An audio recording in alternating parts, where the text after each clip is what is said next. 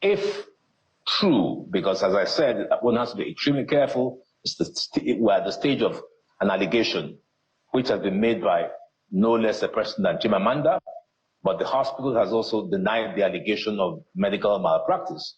So the investigation that the governor has launched will establish what's going on. The hospital, in fairness to them, in my long years of medical malpractice cases, is one of the very few, I must commend them for that has triggered an internal governance, check as to what went wrong.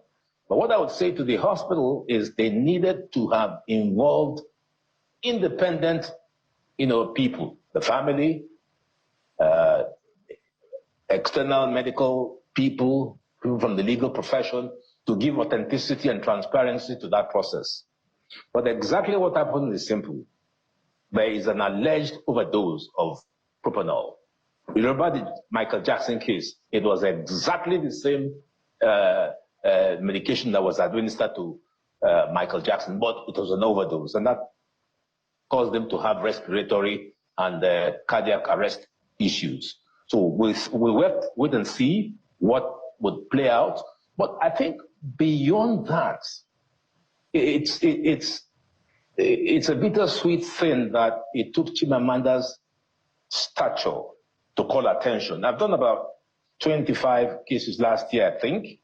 Even the famous case of Agbakoba. Nobody cared about it. We were just on our own. Eventually we had a good decision from the coroner, and the hospital was sold. So what Chimamanda's case has highlighted is what happens on a daily basis. It's just not Chimamanda's case.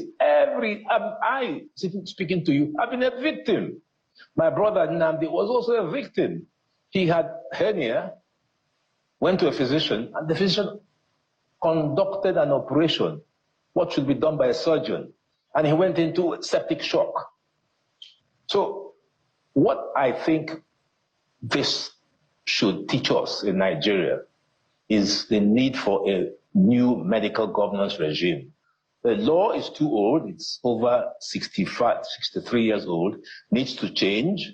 We need a strong regulatory framework. The Medical, Dental, and Dental Council of Nigeria is too slow. They are the ones who do supervise medical malpractice, but they are not independent, mostly appointed by government, underfunded, very slow. Their results are not transparent, so nobody really is called to account.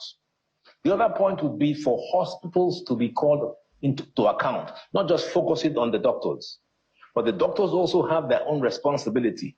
The other point, I think, why this issue is underreported is that people are exasperated about taking it forward. They don't get compensation, the courts are too slow. When you go, you have to prove medical malpractice, which is such a difficult thing, unlike in the UK where the test is different. In the UK here, the test of proving that a doctor is negligent is that you have to prove malpractice. In the UK, you prove clinical incompetence. They are related, but clinical incompetence is far easier to establish than medical malpractice.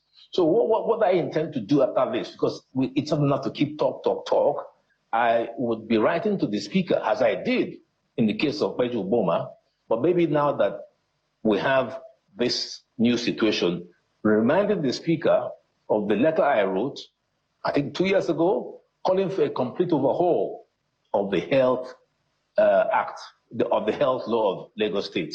It is absolutely old and needs to be changed.